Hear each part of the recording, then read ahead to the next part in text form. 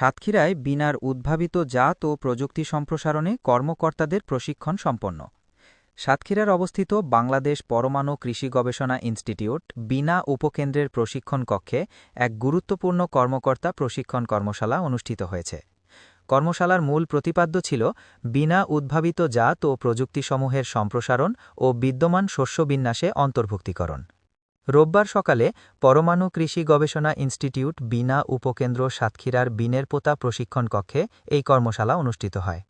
অনুষ্ঠানে প্রকল্প পরিচালক ড হাসানুজ্জামানের সভাপতিত্বে প্রধান অতিথির বক্তব্য রাখেন খুলনা অঞ্চলের ডিএই অতিরিক্ত পরিচালক রফিকুল ইসলাম। অনুষ্ঠানে বিশেষ অতিথি ছিলেন ড মাহবুবুল আলম তরফদার, সাতক্ষীরার কৃষি বিভাগের উপপরিচালক সাইফুল ইসলাম এবং প্রধান বৈজ্ঞানিক কর্মকর্তা বাবুল আক্তার। এছাড়া অনুষ্ঠানে স্বাগত বক্তব্য রাখেন বিনা উপকেন্দ্র সাতক্ষীরার ভারপ্রাপ্ত কর্মকর্তা ড কামরুজ্জামান এবং মূল প্রবন্ধ উপস্থাপন করেন প্রধান বৈজ্ঞানিক কর্মকর্তা ড রেজা ইমন।